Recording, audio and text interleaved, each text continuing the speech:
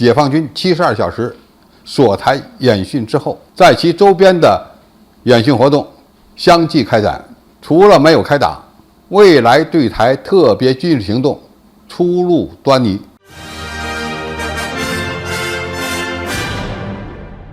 观众朋友、网友朋友，大家好，我是付建少。中美解放军在台湾本岛周边海域进行的历时72小时的重要军事演训行动结束，意味着史上规模最大的锁台军演行动落幕。台湾地区的交通部门称，相关航班及船舶可逐步恢复航行。至于位于台湾东部外海的另一个演训区，要到第二天早上10点才会结束。此次锁台演训行动是对解放军2015年底军改以来实施联合作战的一次验收，主要检验了战区的联合火力封锁和联合打击战力，同时达到了震慑效果。可以这么讲，如果我们回过头看这几天军演的过程，就能发现，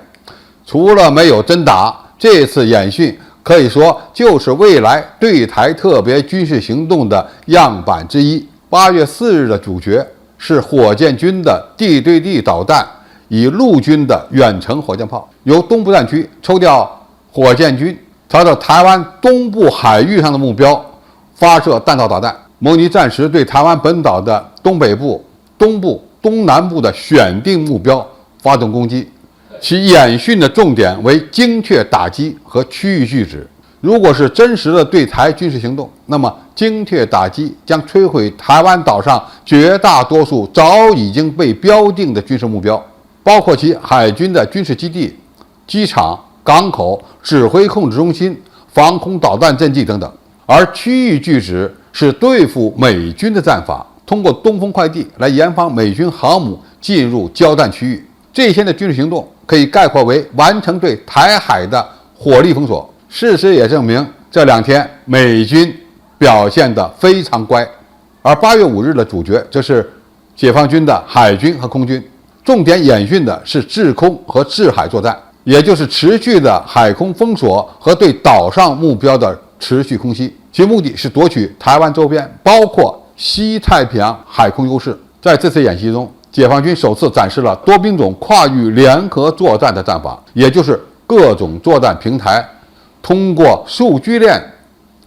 实现联网作战。8月6号和7号的重点是演训对陆攻击和登陆作战。在这天，解放军海军的军舰在台湾东部海域的军舰发射了导弹，模拟攻击陆地目标。此外，解放军的军舰还逼近台湾花莲的近海，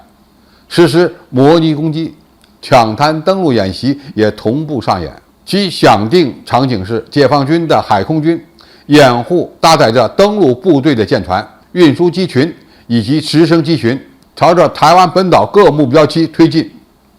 在这个过程中，需要其他海空兵力持续对台军的防御目标进行火力压制，以考验解放军对台岛目标的态势感知能力。当然，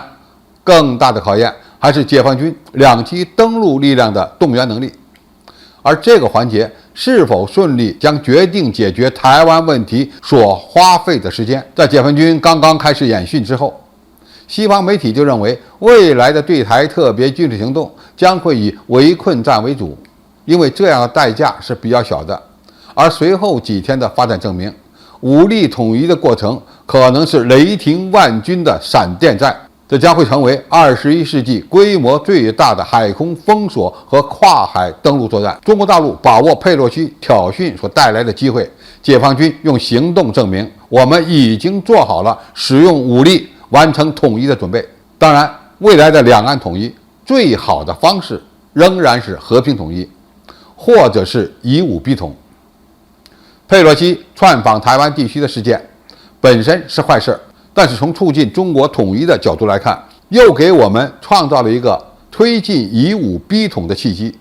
以后渐进式的武统时代或将到来，台海现状已经被改变，而且再也回不去了。好，今天的评述就到这里，谢谢大家收看，我们下期再见。